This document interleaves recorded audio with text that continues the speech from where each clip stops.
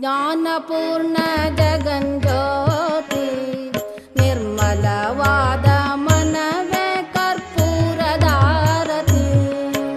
ಜ್ಞಾನಪೂರ್ಣ ಜಗಂಜ್ಯೋತಿ ನಿರ್ಮಲವಾದ ಮನವೇ ಕರ್ಪೂರದಾರತಿ. ಅನುದಿನ ಗುರುವಿನೊಳನು ಗೂಡಿ ಭಕ್ತಿಯಲಿ, ಅನುದಿನ ಗುರುವಿನೊಳನು ಗೂಡಿ ಭಕ್ತಿಯಲಿ, ಜನನ ಮರಣ ರಹಿತ ಜಂಗಮಕ್ಕೆ ಬೆಳಗಿರಿ. ಜ್ಞಾನಪೂರ್ಣ ಜಗಂಜ್ಯೋತಿ ನಿರ್ಮಲವಾದ ಮನವೇ ಕರ್ಪೂರದಾರತಿ.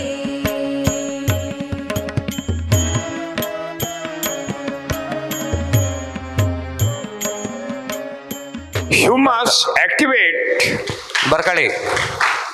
the humus activate the resistance power in the plant body. Humus ಸಸ್ಯ ಶರೀರದಲ್ಲಿ ರೋಗ ನಿರೋಧಕ ಶಕ್ತಿಯನ್ನು ಹೆಚ್ಚಿಸುತ್ತೆ. ಮಾತಾಡಬೇಡ್ರಿ, ಮುಂದೆ ಕೂತು. ರೀ ಅಧ್ಯಕ್ಷ, ನಿಮ್ದೇನ್ರಿ ಕತೆ? ನನಗೆ ಕೇಳಿಸ್ತಾ ಇದೆ, ನಾನು ಇಲ್ಲಿ ಕೇಳಿಸಲ್ಲ. ಹಿಂಗೆ And then the plant body will not suffer by disease or insect attack.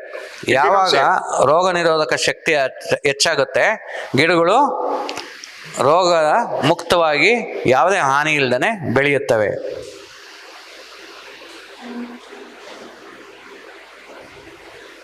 humus supply antioxidants, flavonoids, which are responsible for the activation of the innate immunity. ನೀವು ಆಂಟಿ ಆಕ್ಸಿಡೆಂಟ್ಸ್, ಇವಕ್ಕೆಲ್ಲ ಕನ್ನಡದಲ್ಲಿ ಪದಗಳಿರಲ್ಲ.